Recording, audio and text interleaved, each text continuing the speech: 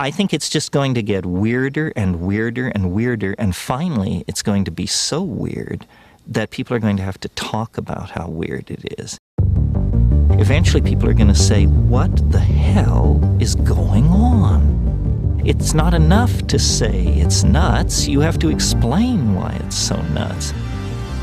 The invention of artificial life, the cloning of human beings, possible contact with extraterrestrials, the systems which are in place to keep the world sane are utterly inadequate to the forces that have been unleashed.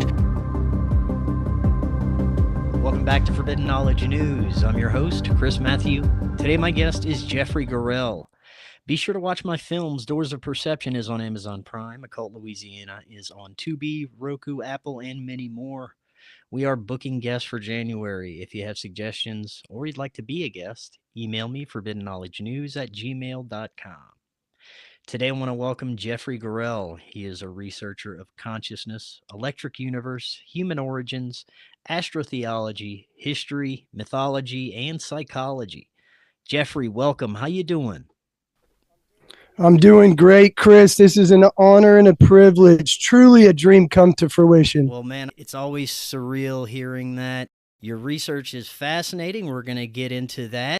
Your work actually started with history and mathematics and eventually integrated consciousness and the layers of reality beyond perception. Before we get too deep into this is your first time on. Tell us a little bit about yourself and let the audience know how they can find out more if they'd like. Yeah, absolutely, Chris. Well, I like one of my favorite quotes has always been, never tell a story without a point and never have a point without a story. So just a little bit about me. I spent the first 5 years of my life as a mute child. I didn't speak. I grew up in Wichita, Kansas, which is the air capital of the United States. At a very young age, Chris, I became fascinated by mathematics and by specifically mathematical probability. And I found kind of solace in the pattern recognition and recognizing patterns, specifically puzzles. I would say that growing up, my mom, she was a mathematics teacher. My dad, he's a bit of a mechanical savant. I kind of compare him to the John Wayne type a little bit. He's strong and silent. But I will kind of explain that something happened at 11. When I was 11 years old, the world became really fast and it was noisy and it felt really dangerous. I can remember from sports to relationships, I became terrified of other people. I lost faith in God, and the prayers only seemed to make my situation worse. So this was an early trauma that kind of sets the way, but I excelled as an academic, but gradually I kind of lost my way, questioning everything from religion to sexuality, or my sexuality. Chris, I always say right before I was ready to give up, I took a hard left and I found drugs and alcohol. Similar to the story of Sigmund Freud, which I was very aware of going into my own addiction, was this descent into a hell realm. And in this hell realm, initially, I remember the first time I had taken an opiate, I could take the abstract thoughts that I was having and I could recommunicate them sequentially and in order in a way I previously could not. So I always joke that before I committed suicide, I found drugs and alcohol, and believe it or not, in the beginning, they kept me alive. Life was exciting. Every day was like, that old song, Live Like You're Dying. And so it was truly an experience, but an experience in which I couldn't get out of. And so years later, my son is born. I couldn't get sober for myself, but I could do it for him. So this kind of sets the pace of my life. I truly, I learned how to become a man when I was in AA. The quotes that that I heard over and over were just, they were guideposts. Quotes like, if you spot it, you got it, that we recognize our own unconscious in others, but we don't consciously know this.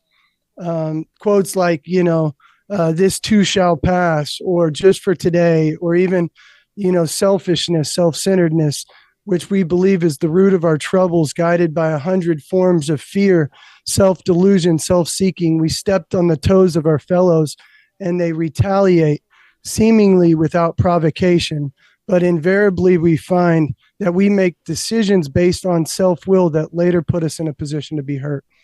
So I learned these valuable lessons, and I really do. I always say I learned how to be a man in Alcoholics Anonymous, and the program is very esoteric, believe it or not.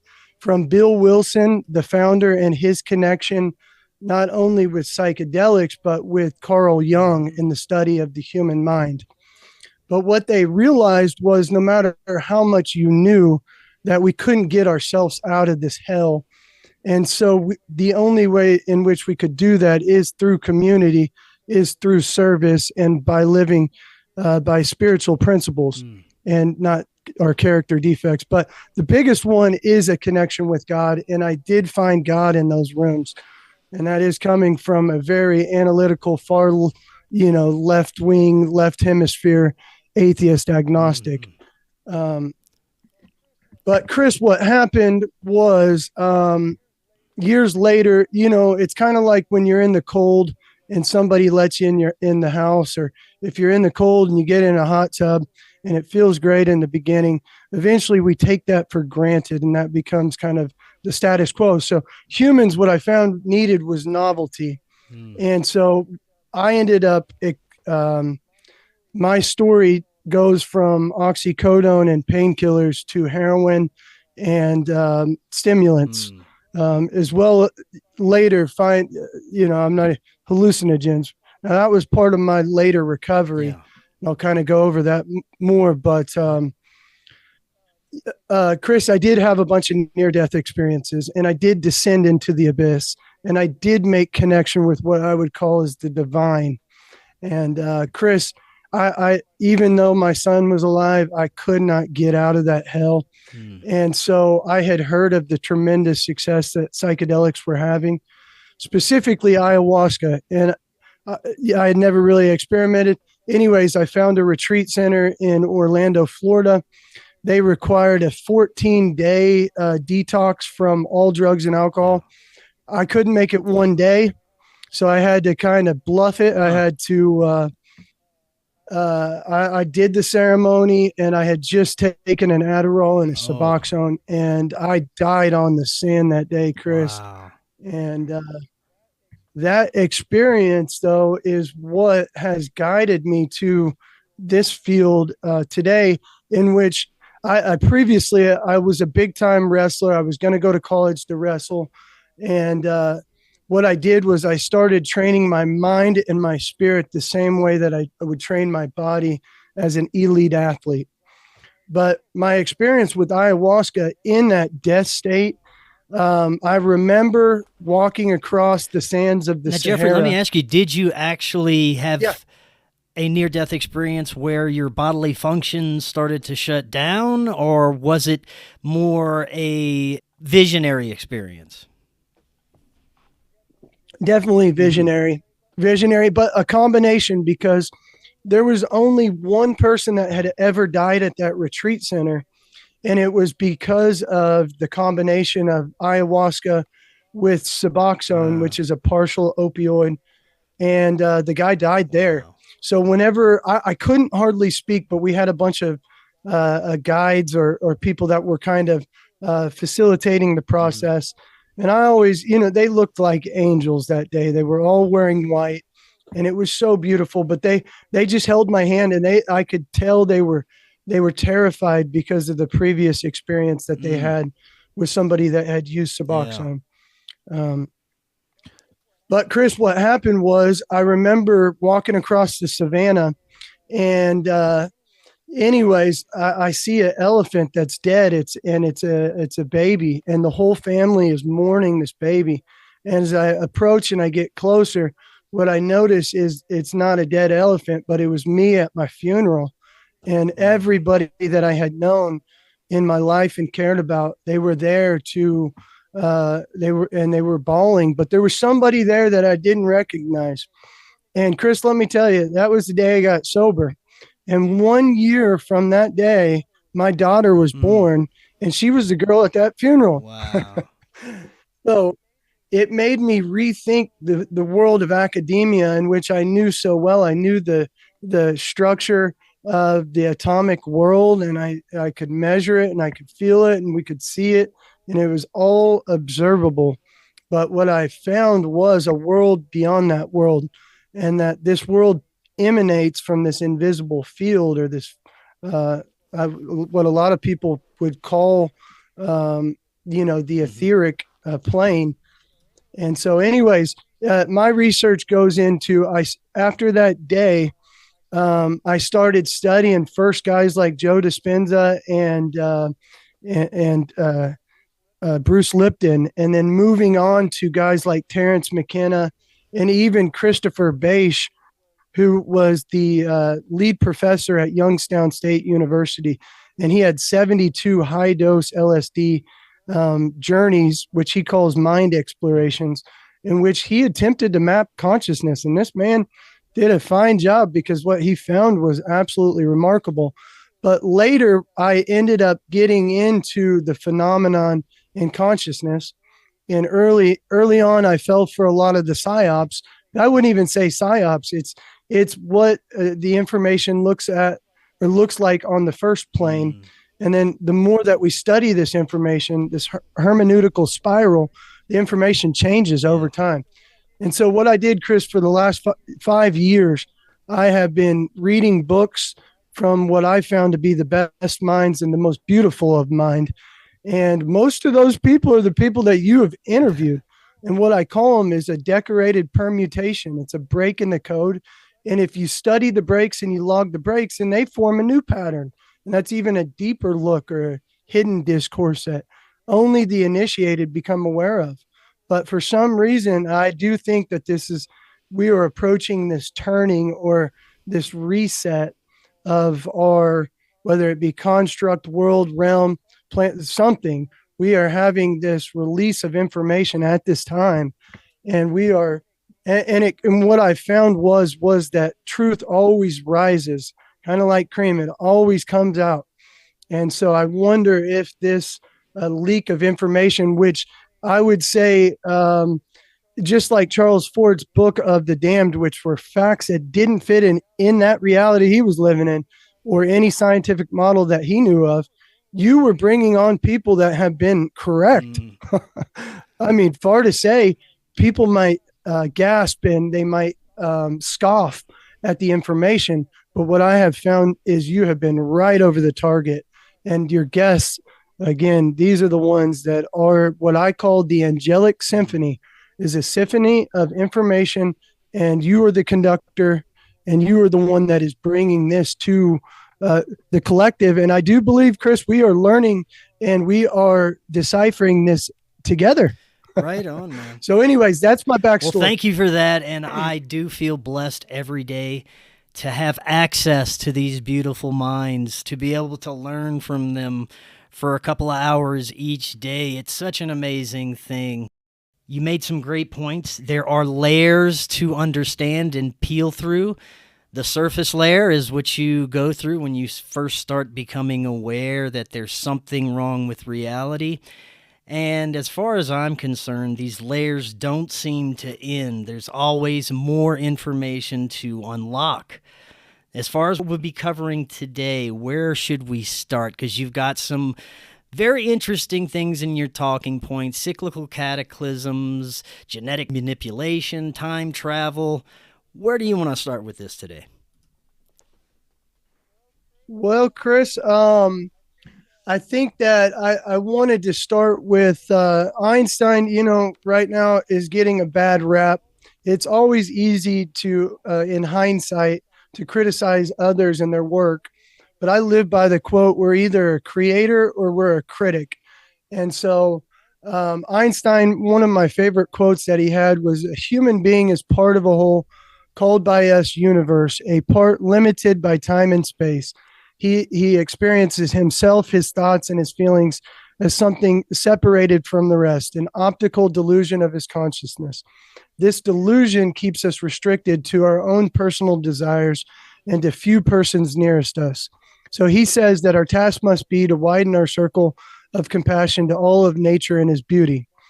Now, Tesla also spent a lifetime studying, and at the very end of his life, he states that all of the years that he had spent in utter work to help humanity, that all he had experienced was humiliation and insults.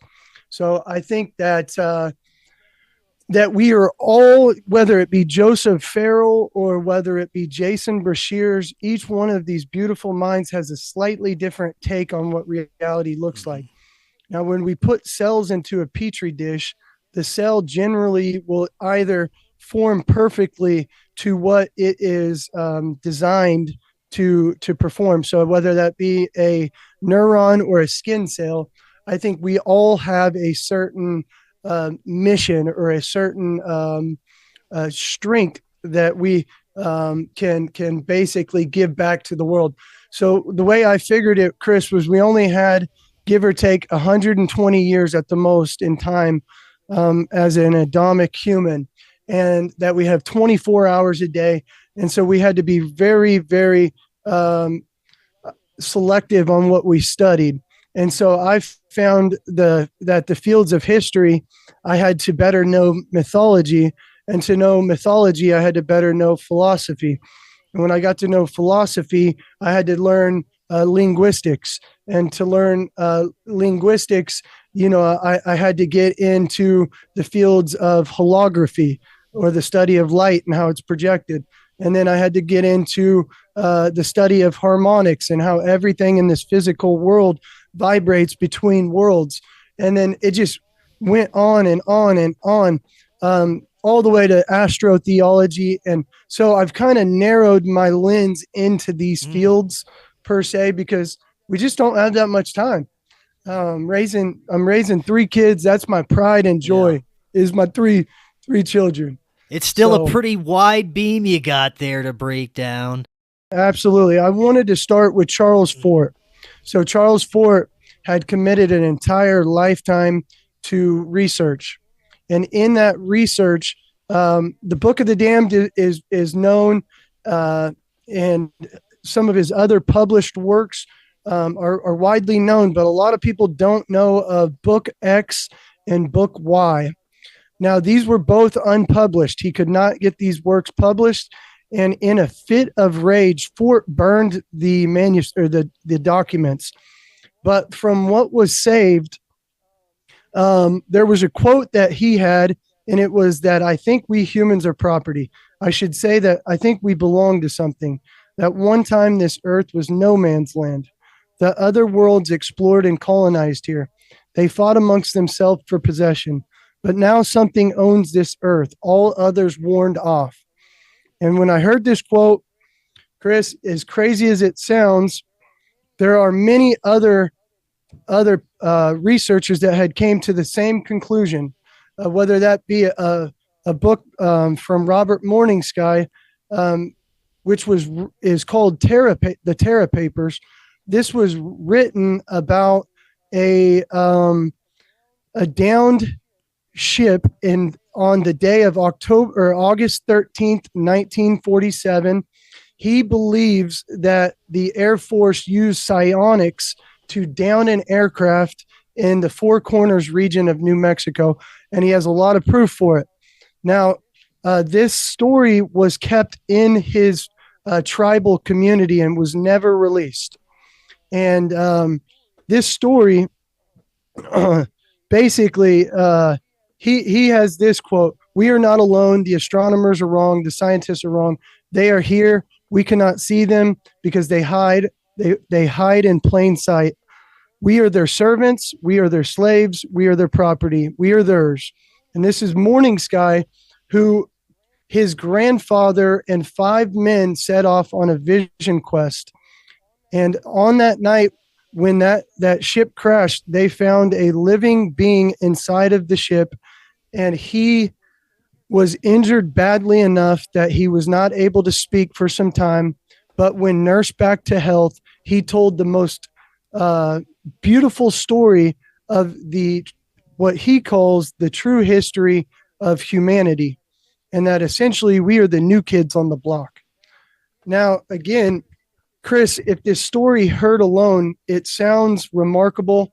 It sounds like, Morning Sky might be getting MK Ultra, but this story was kept in his tribe as they keep the information, but they felt that it was so important that it needed to be shared with the broader world. Morning Sky used this as his thesis to graduate college, and he was almost thrown out of college for simply reciting the story that his grandfather had held on to about this crash. His grandfather found out about this again, how? His grandfather, on the night of August 13th, him and 5 other Apache men were out on a vision quest when they saw what they call as a falling star, and they followed it. And when they did, to their surprise, there was a crashed disc, and in the wreckage was a living being, and they called him Star Elder. Now, Star Elder lived with the Apache nation for what Morning Sky says was a period of about 4 months. So they actually found a being and nursed it back to health, you would say? Absolutely. Wow. Absolutely. And the story is remarkable. Now, Morning Sky describes how that in Apache tradition, they don't lie. They live by an honor code. And even the crashed survivor, whose name was Beck T, or Star Elder, he taught them how to run 15 miles up to the top of the mountain with a mouthful of water, run back the mountain, down the mountain, and then spit the water out at his feet. He taught them how to catch arrows in midair. He also told them that the most important thing for us to do was to find passion, no matter what that looked like. Now, Star Elder left. After 4 months, he left. They don't know where he went, but they remembered this story, and they broke tradition by sharing this with the broader world. Robert does not speak anymore because he describes a situation in which this story has ruined his life. That his wife died shortly after publishing the Terra Papers, and that everything has been tragic, that he has been, like Tesla, mocked and ridiculed for even just describing the string of events that happened that day. What did this being describe to him as the beginning of human creation? Well, kind of like, some sort of cosmic egg or universal energy that exploded. And now when he recited this human history, they stated that he reminded them of a child at school reciting what he had learned from his teachers. And so he pulled out what they called as a mace stone, or a Gurku crystal. And this crystal contained the information similar to the way that we would pull out a computer chip or a computer. And he describes that when this cosmic egg exploded, it created a physical universe. And in that physical universe, that different forms of the creator basically evolved. And they first evolved in Eridanus. And it was a reptilian form, which was perfect for space travel because they could hibernate between these long distances. and they could go into these states of kind of like Burmation or, hibernation. And they made it to Orion and created this beautiful empire. Now, they say that Earth is in Orion, that we are in the spiral arm of Orion, and that we just don't realize that. And that there was essentially a human-like civilization that started, and I believe it was the Pleiades, but there was also a human-like dog that started in Sirius. And he believes that is the connection to the Canaanites, is this connection with Sirius. Now, Sirius isn't too far from us, at least according to Bekti, but he basically says Earth was originally a breakaway colony of Sirius. And when Earth was first formed, it was much bigger. Now, he talks about that humans on Earth had developed, and there was essentially a war that happened between Sirius and between Earth, because the humans had become just as advanced as their creators in Sirius. Anyways, after this war, Earth was destroyed, or at that time it was called Tiamat, and Tiamat was destroyed, and it fell from its position into the place that it is in today, which we would know is the third position from the sun, and that Earth is much denser, that the lifespans have changed, and that Earth life re-evolved here, and it was gradually updated and upgraded. But he still states that Orion wants to control the same way that we pay royalties to Israel and to the Vatican and to London. He believes that our planet, and again, a lot of this missing money, a lot of our materials and minerals that seem to have came up missing recently, can be attributed to this connection to Orion and to Sirius and the Pleiades. Was this being that communicated all this a part of the faction that is in control of the planet or in control of humanity? That is up for speculation. He claims that his ship was downed by enemy forces. And anyways, when he describes this war, it was basically between Orion and between Sirius for the rights of humanity and the mineral rights of Earth. Did he give any description of the being and the beings on Orion or otherwise?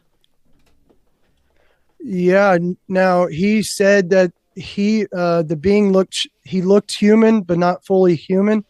He looked childlike, is what they said. They did state that the rulers of Orion were of reptilian nature, and they worship a goddess, that it is matriarchal. And anything outside of that, I would have to speculate. There's some wonderful researchers who have been presenting alternative history possibilities, multiple resets throughout our history, rises and falls of civilizations. Would you say that these beings, these Orion beings, were always either in control or trying to gain control of the planet? Yeah, Chris, I think so. And I have evidence to back this up. I found physical proof. I mean, again, some of my, I guess, at least with my bibliography, the people that I used the most were Pierre Sabak, and you interviewed Pierre. I love that interview, but he talks about that Orion is the hidden hand. And there's another one, George Haas. So George Haas was a famous artist, and he was brought in to learn how to read hieroglyphics by some of the most influential scholars. And after spending a lifetime of reading hieroglyphics, George Haas, he says that this was his conclusion. He believes that advanced beings left their world to come to Earth as a breakaway colony, that they set up star forts on Mars, Venus, the moons of Jupiter and Saturn, that this group developed avatars to live here. They altered them to perfection. They mated with those avatars and those people that they created, but then that they were spotted by their home planet. And when they were spotted, they went to war against them using what they could fashion here. And so they used what they could, and they fashioned humans to be a worker and a soldier for them. And this was a quote by George Haas, who's a hieroglyphic scholar. Now, Anton Parks, again, I just didn't want to hear one take on this. I wanted to see this from multiple viewpoints. And so I translated the work of Anton Parks, who is considered to be one of the only people on the planet that could translate the Sumerian tablets. And he believes that giants came to our wandering planet. They came to bring life. They were guided by the laws of the predator universe. They fashioned an intelligent species like them. Educating these newborns, they laid the foundations of culture, society, language, and religion. They were not flawless. They were not gods of love. They were fallible like we are. Remember, they made us in our image. And that was another synopsis of what he had taken from a lot of the tablets that he had read. You have any insights into the level of control these beings currently have over the planet? Even in our thinking, the way that we think, when we get a thought or an idea, I have found it that these ideas almost seem to be guided or seeded by something. And for me, I have always tried to connect with the higher, the more benevolent spirits. And so they do seem to be, I guess, to me, I don't know how to say this, but they seem to be articulating some sort of extraterrestrial infiltration, whether that be from our universities to our medical systems to our judicial systems. They seem to, I would say, take over the most important aspects of those, but all of it is occulted. It would make sense as to why our systems are so anti-human. Now, I want to get to some of the talking points you have here, starting with the dark star or tertiary field.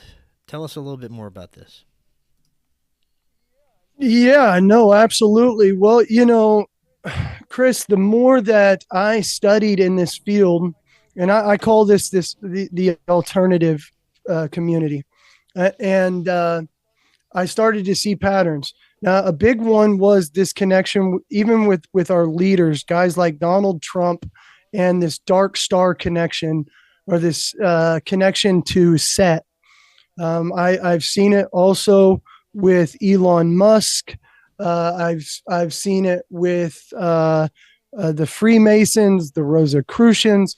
There seems to be this aspect of a return of either a binary twin star that may have collapsed, or another star that is being captured from another solar system, or potentially the inner star, or representing the inner sun of the planet, which would be this plasmic core that had been ejected from the formation of our sun. The tertiary field is purely Jason Breshears' work. Now, Jason Breshears' work is so anomalous that I cannot even find it on the internet. But I did find it in the library. I found it at my local library. Tertiary field dynamics. Basically like the MasterCard logo, how this tertiary field is returning. and that these two toroidal fields basically overlap. And when they overlap, they share information. And this could explain the histories where we have these gigantic reptiles that seem to come out of nowhere and then vanish. And so, everybody scoffs. Like, I know at the higher levels, they really do scoff at this reptilian aspect, but I have connected both of those, the dark star and the reptile. I don't know how they're connected, but mathematically speaking, I cannot see, you can't see that many coincidences and it not be true. So there's something going on there. I just don't think we are in the circle of information. As far as a returning planet, I've heard many theories. Planet X, Nibiru coming back. Nibiru is inhabited by the Anunnaki, and every however many thousands of years, it has a return near Earth, and it may cause cataclysms and things of this nature. This is my leading theory too, is now grammatically, we can see a connection between Nibiru and Hebrew. Those two are grammatically connected. And that is the hidden artifact found in language by Pierre Sabak, one of the most beautiful minds that I had found. And there is a connection. Now, Wayne Herschel is another scholar that I wanted to bring into the conversation, because his research was essentially taking ancient star maps and using a Masonic tracing board and placing that over these ancient maps. And sure enough, the star of Ra, in which he is predicting in 2027 that the star of Ra is a trinary star of Sirius, and that it's also captured by our sun's gravitational pull. Now, Tesla always said that the sun is basically absorbing more energy than it's putting out. And so I think that's really important to understand. Earth has also been called the traveling star by many. Now, not to confuse everybody, but it's very valid. Another interview that you did was with Samuel Chong and his translations of the book Abduction from the Ninth Planet. Now, that ninth planet is Theoban, which is also connected back to Alpha Draconis, which is also connected back to Orion, or the hidden hand. Now, somehow, again, mathematically, this can't come up, but he talks about this sharing of information between their world and his. And so, again, Chris, mathematically, we can't have this many coincidences without some truth being there. In your talking points, you mentioned comets and pandemics and orbs in history. Tell us a little bit more about this. Oh, absolutely. Now, what I had found was that was one of the most forbidden aspects of our history, was this connection between comets and between pandemics. Now, believe it or not, there was a reported comet that hit Curry, Nigeria, weeks before the pandemic. Now, I know everybody is going to say conspiracy, but hear me out. There has been a cover-up of this comet strike in Nigeria that happened 2 weeks before. Oh, dang. Yeah. Okay. And that's why I thought today you might be one of the only people that I could have this conversation with. No, right on. Because you have much of the audience may not have heard about this. Okay, awesome. So I'm going to, again, never tell a story without a point, never have a point without a story. So here's the deal. One of our leading researchers into comets and the connection with pandemics had passed away. And I did find this to be a forbidden aspect. Jason Brashears has shown all kinds of videos from the fires in LA and orb activity to the fires of legends of orbs near and dear to the Chicago fire. So we have, and also in Maui, this is another thing that was, orbs were seen in Maui. Mm-hmm. Now, is this a technology, Chris? Is this our government? Is this the hidden hand? Is this, a part of our construct, that does edits to make history easy? Or, I did find that most of our mysteries were had to be encoded in either movement in sports, architecture, through fiction, and through poem, through our myths, that you couldn't give these secrets away. But right now we do seem to be in a time where there is this apocalypsing of information, where we are seeing the return of the orbs, a return of these angelic emissaries from other worlds, because I have found honest individuals telling truthful story after story after story about these encounters recently. And so as we are awaiting, I would say many of the beautiful mind have kind of spoken of this collapsing of our world starting in 2025 and ending in 2040. And so I guess with comets and epidemics, what I did found one of the most common elements of the occult community was cyclical cataclysm, and how the earth is destroyed every 550 years, and that we are approaching one of these great cycles, and that we all just need to be very courageous and brave. The Great Pyramid, Chris, talks about a time in which Egypt was like the bustling cities of New York City and LA, and that something appeared in the sky, and that they all knew that they would perish, and that they built the Great Pyramid to encode the secrets of their civilization. And so whether we like it or not, Chris, we might be in one of those periods. And so I think we are seeing the same kind of, and again, it was probably a small fraction of that society that were trying to describe their impending doom.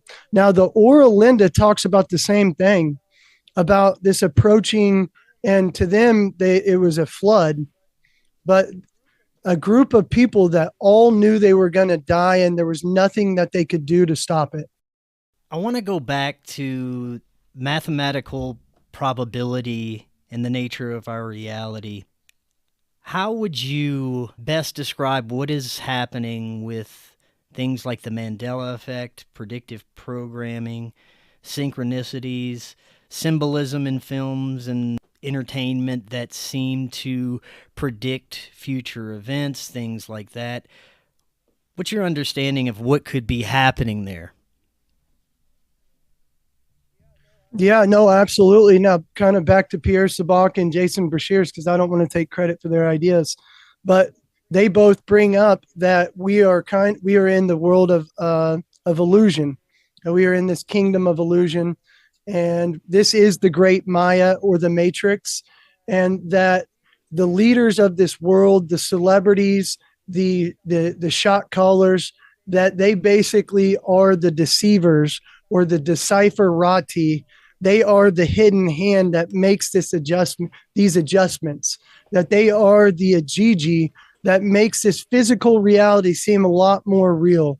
And I don't think it's nefarious, Chris. I do think it's for the experience that essentially these edits happen. Now, again, we're old enough to look back at September 11th and the events that happened in 2001, and we can see the uniformitarian history that is spoken of, which, as we both know, is probably not the true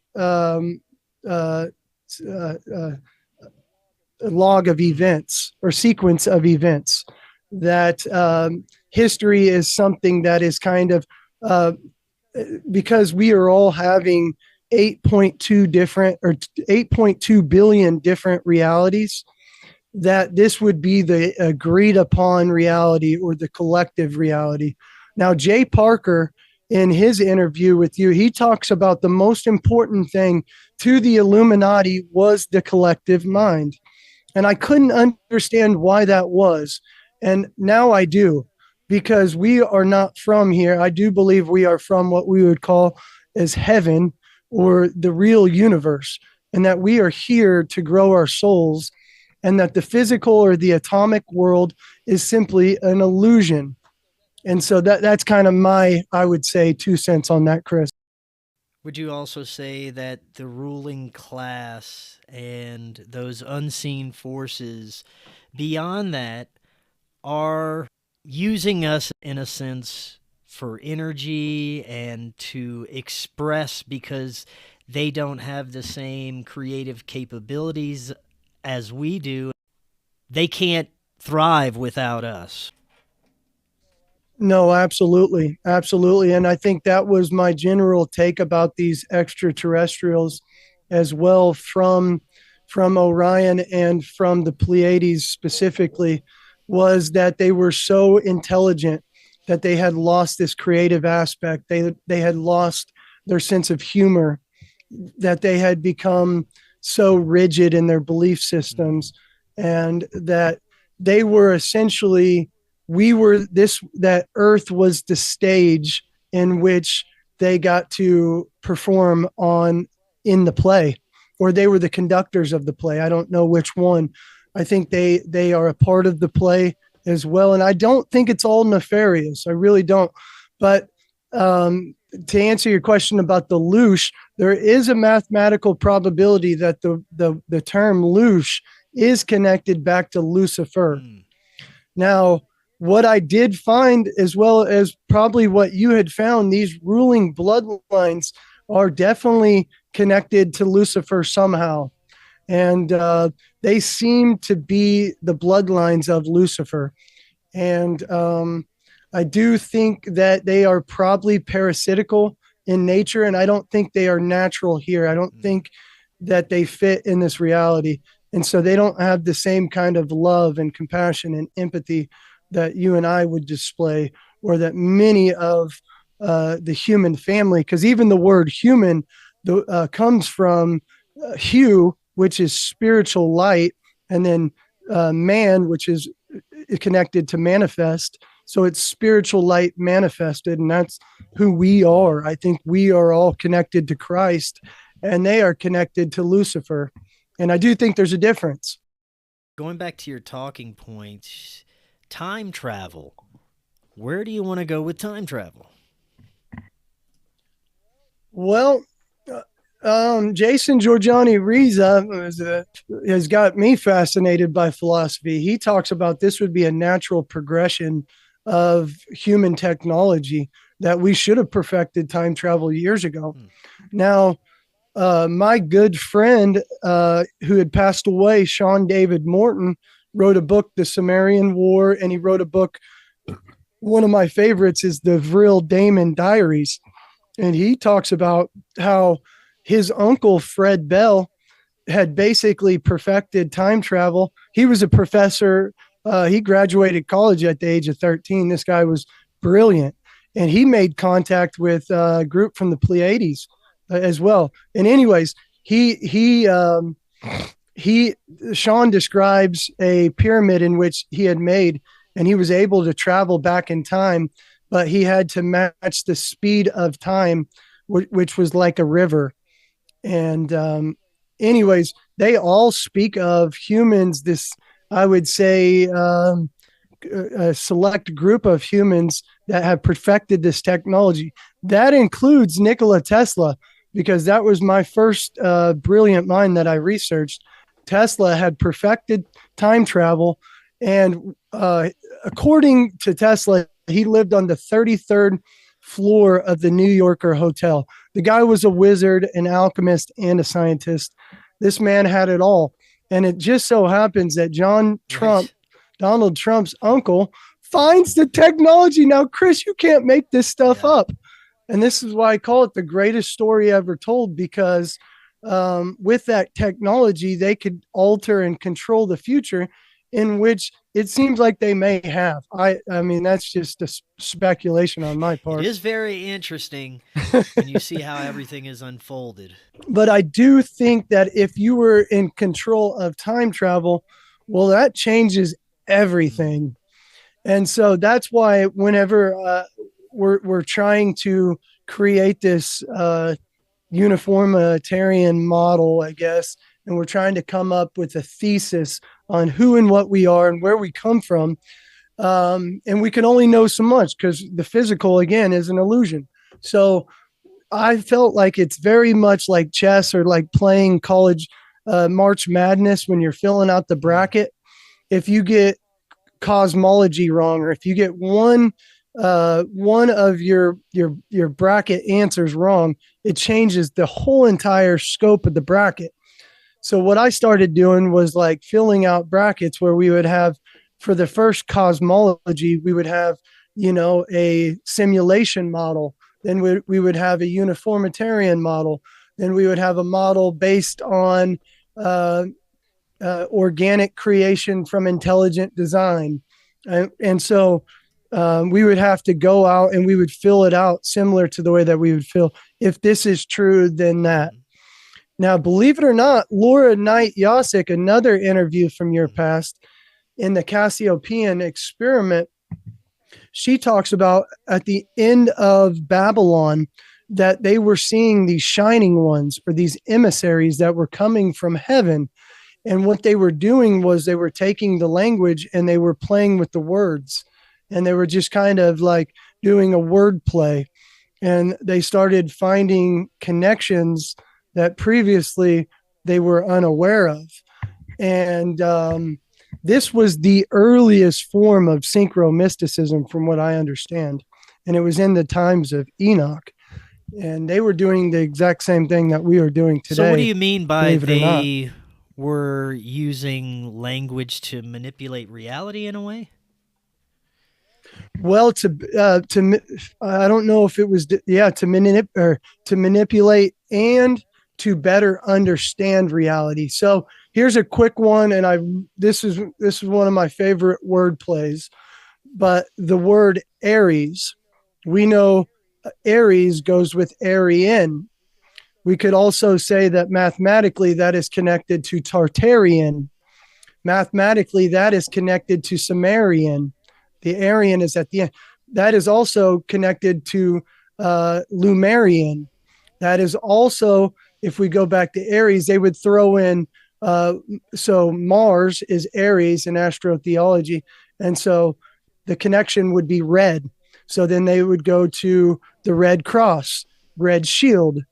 And then from that, we would go Rosicrucian, Rosalind Chapel, and so on. But even vril and viral, and the term viral would go into mind virus. We could go into Wetiko. We could go back to the apple, where maybe they ate the spoiled fruit because of this virus, or got a virus from the fruit.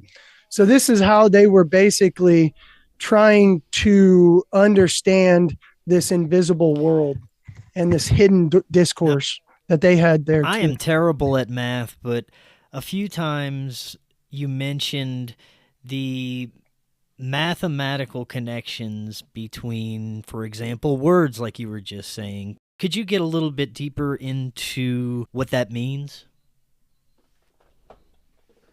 Yeah, no, absolutely. So my favorite translator, or I would say linguist, is Anton Parks. Now, the only problem is, Chris, all of his research is in French. But since we have these beautiful technologies today, I was able to translate the French into English. And he had done the same thing.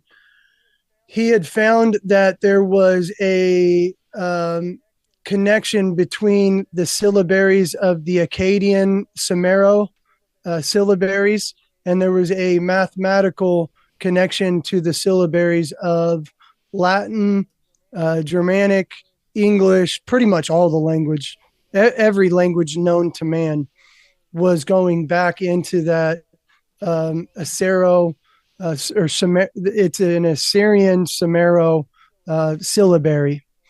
And so to better answer your question, I would just say that the words Tartar and Barbar, if you did Tartarian and Barbarian, we could say with a high mathematical probability that those words are grammatically connected somehow. And what I had found, Chris, is that I call this the human experiment, and that the human experiment was seeded from the stars, that the stars act as these giant seed banks that contain these light codes, and that the light codes contain genomes. They contain alphabets and language, and that they also they also are our holy books. This is where we get our holography, are from these light codes, and that is one of the big secrets of religion, is the study of light. But what I had found was that language seems to be seeded from what I would say is from heaven or from above. And so that language all does go back to the Tower of Babel and this confusion of tongues. Now, I believe that we were all using sign language, or the true sign language, which was telepathy, and that the Tower of Babel was humans coming together against the forces of evil at this time to build a bridge to heaven and to leave this physical plane. I think the story had been reversed, that we were trying to, that our group was trying to unify with God and not kill God. Because I just don't see that evil in a lot of the ordinary humans. I think that is in more of the ruling class, or the RH negatives, which don't seem to be from here. But I do think there is this Prometheus effect. And even in the word Prometheus is Promithras. Promithras is connected. Linguistically, it is connected. But I do believe like this colonizing effect, or this bringing of fire, which I believe from the north or from Hyperborea, that the etheric humans brought the gifts of culture, plasma, fire, magic, and fire being electricity. And that it came from the north, and that they seeded this physical world. And Jason always talks about that we may be in the photo negative of a real reality, that even our life might be more of the death process, and that the real world and the real universe that we come from is perfect, and that you can't grow when you're sitting in a perfect atmosphere. You have to go through going through boot camp, and that this is boot camp for our soul, Chris. I often consider that very heavily myself. I think it is a great explanation for the nature of this existence. Last few minutes we have, let's talk a little bit about crystals and technology. Absolutely, Chris. Absolutely. So, whether it be our diamond rings that we give our most precious loved one, to the perfect crystal that we know as the Great Pyramid of Giza, which is Joseph Farrell basically professes that it is perfect crystallography mixed in with high octane electricity and also mercury from below. I would say that even to our brain, which seems to work very much like a crystal.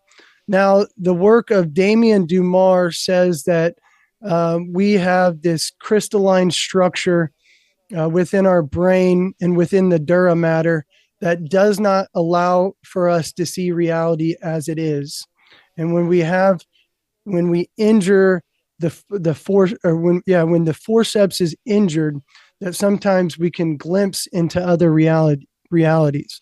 And that's why I do think autism and even autism and sometimes these near-death experiences, we get glimpse beyond the veil.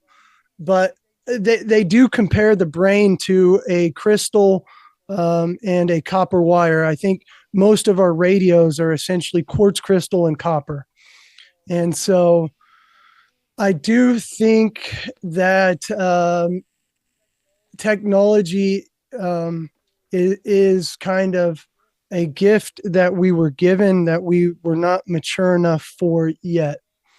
And Chris, I could see technology causing the collapse of our world as we know it. I am not probably the guy to ask about crystals because I love crystals. I just don't know that much about them, but I do know that within the research, it comes up over and over and over, whether that be the Lucifer's crown and his crown jewel that fell from Lucifer on his way into the abyss. And they talk about these maystones that were littered all over our planet, and that the maystone contains all of the information. It's like the Hall of Records or our books of life. That these maystones contain everything. And in my research, that the stolen tablets of Zu are these lost maystones of Lucifer. Now, Lucifer is, to me, the fallen planet that we knew as Tiamat and that fell into this dimension. And this is coming from Laura Knight Josic and her Cassiopean experiment, that we were the fallen angels and that Earth is hard because we need to relearn and rethink the way in which that we go about the world, and that we have to live by this natural law. We have to follow the laws of the Creator, and that we needed an experience to grow. But I do think that as we continue to increase our technology, that we will continue to lose our humanity. I have kind of gotten into prophecy and divination and kind of what we can expect for the next 15 years. And it is connected to technology and to the maystones. But it's basically the breaking down of the family across the whole earth, that women will lose the protection of men, kind of this Handmaid's Tale, that there'll be this divine separation between the sacred masculine and the sacred feminine. And this is explained in the Colburn Bible, which the Colburn Bible was a book that survived the flood of Noah. And it was the only surviving copy from antediluvian times. And it talks about these days that we're in, and basically this big reset that Jason believes is going to happen in 2040 and 2046 with the return of the comet or tertiary field known as the Phoenix. Now, I do believe there is a connection to these FEMA camps and to the bunkers that are being built worldwide. We can all agree that bunkers are being built by the world's elite, and we don't know why. We also are seeing the melting of the poles right now in Antarctica and in the North Pole, and our elites are able to see what is under the ice, and we are not currently. I do think there will be a return of the vapor canopy. I think we're going to watch the breaking down of all our systems, from Social Security to our healthcare systems. I think that there will become these kings of earth, and they will be connected to the tech bros, that these tech kings, they own more money currently than all of the countries in Africa in their GDP. They own more money than everybody. They own 99% of the pie and have overtaken the bloodlines. And I do think that we are looking at a day and age which there will be no land to buy, and we will own nothing and be happy. And for my children and their children's children, that we have to do something about this crisis, Chris. But I do think that because of technology, that it will be easier to capitalize on the weak, to capitalize on the elderly, and to continue. We can see this. Instead of having a friend to talk to, we have therapy ads that pop up over and over. Get a therapist, pay for him. You know, everything is being capitalized on. And I do think it is all leading up to an event that will happen in 2040 where the technology will be wiped. Now, I'm familiar with Jason Brashear's theory about the Phoenix event, and what you're describing unfolding does appear to be happening as we speak, but it paints a picture of a very bleak future. Do you think that there is a way to derail the current trajectory that we're on? There does seem to be more people than ever that are becoming aware of the problems. The solutions, though, are very scarce. Do you think that there is hope, and how could we navigate this? Absolutely. There's definitely hope, Chris. I do think we are going to see humanity come together. Albert Pike, who we can't believe a word that he says, he's a Freemason and he just can't be trusted. So anyways, he talks about this creation of a one world government. Now, Chris, this is my take on it. I do think that the world needs to unite, but it needs to unite without government, that we need to come together in a state of love and a state of caring for each other. And I think that the only thing that we can do now is that we can, I think that through service work and service to others, that daily prayer and a connection to our Creator, and that a collective getting together and moving our bodies and creating new systems that make sense and that build each other up. And similar to the way that Tim Kelly, he kind of outlines the perfect society and how we could do that through focusing on having plentiful food for our people, clean drinking water, I think sanitation and systems that work. I think this is going to be our chance. But I do think that, again, kind of like my research, I feel like I had been guided, that each beautiful mind that I would read their book or turn into their research, that it was almost being guided to me. So I wonder if some of what we are experiencing today is our collective karma, the way that we treat each other, the way that we act, the way that we think, the way that the way that we move through the world. This could be a collective karma, because Charles Hull had a famous story about the tall whites, and he said that they thought of us like a virus, from the way that we think to the way that we act, the way that we treat each other, that the only hope that we had was to come together and to unite around natural law and to connect with our Creator, and that is God, and that is a universal energy that we all contain within our souls, our solar plexus, and that will leave our body upon death. But that, again, if we die in this world, that we probably go back to a perfect world, Chris.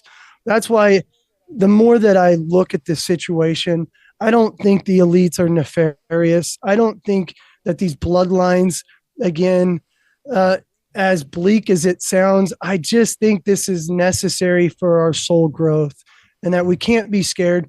And in the face of fear, that our true character comes out when we are courageous and we stand by our honor and our integrity, and we do the next right thing for the right reason. And very simply, Chris, that we display more love, empathy, and imagination, and that we're going to be fine no matter what. Right on. Very interesting information. Jeffrey, before I let you go, let the audience know how they can find out more about you if they're interested. Well, Chris, currently I'm starting the journey in which you started many years ago, which is finally leaving the day job. Right on. You know, I wanted to start a podcast 5 years ago, but I didn't have enough knowledge. And so I had to sit down and I had to get better. I had to learn, and that's what I've done. And now that I have left my job as of 2 weeks ago, I am going at this full time. I love the way that Dark Journalist has his podcast set up, and I would love to have a co-host to my podcast. So if anybody is listening and they feel the same kind of passion, I would love to connect with like minds. I am in the process of putting hundreds of videos that I have recorded onto my platform channel, but you can connect through X right now. I'm not selling anything. I'm here for humanity. I'm here for our children. As all the Native Americans would always think 7 generations ahead, they would plan out their world to take care of their children and their children's children and their children's children. And so really today, my goal was to connect with this community. And I would love for you fellow travelers, you wayward souls, to reach out and connect with me. That's all right I on. ask. And what is the name of the podcast, and how can they find it? The podcast is Psychics, and it's polyglottal, similar. It has different meanings on different dimensions. So mind, body, spirit, philosophy, mythology, and history, and also the life, death, and rebirth is what it represents.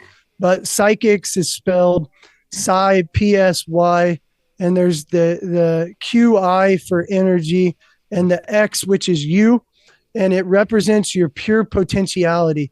I believe that our life is God's gift to us, and that what we do in this life is our gift back to our Creator. Right on. Jeffrey, thank you so much. Definitely love to talk again in the future. And until next time, everyone, have a wonderful evening. We will talk again tomorrow. Hello, friends. I am so excited to tell you about Independent Media Token. Independent Media Token is a brand new way to show your support for independent media without having to donate a dime. Independent Media Token is a cryptocurrency on the Solana blockchain designed to generate funds to promote and foster the growth of independent content creators, allowing them to engage in their art without having to worry about being demonetized. Through a network of media partners, of which you yourself can become a part of, Independent Media Token's goal is to ensure the powers that be can never cut off all of our areas of funding and censor the only free voices left in the world. Join the movement today. You can pick up Independent Media Token using Phantom Wallet or the Solana wallet of your choice, where you can easily swap your Solana for IMT. Grab some IMT today, and remember to always know your team. To learn more, visit independentmediatoken.com or use the link right in the description. Are you and your family prepared for an emergency? Maybe the fake alien invasion? Now is the time to prepare yourself and your family for any event. Check out Prep Starts Now. Their mission is to provide high-quality preparedness products that empower individuals and families to be ready for any situation. They're committed to delivering reliable, trusted gear to ensure your safety, security, and peace of mind in times of need. Their product selection is carefully curated to provide you with the essential gear you need to stay prepared. From emergency kits to tactical tools, every item is chosen for its reliability and practicality. Prep Starts Now understands the importance of family, and their goal is to equip you with everything you need to build a solid plan for your family's preparedness. In today's ever-changing world, being prepared is more important than ever, and Prep Starts Now is here to help you and your family stay ready with quality products and practical guidance. Use the link in the description and get 15% off your order. If you're looking to start your therapeutic microdosing journey, but don't know where to start, especially when looking for the highest quality ingredients, including nootropics, and what you'd expect from a true microdose capsule, check out our friends at Brainsupreme. They offer the absolute highest quality ingredients so you can start your microdosing journey knowing that you're getting top-notch ingredients. To find out more, visit their website using that link right in the description, and you can get 15% off your entire order.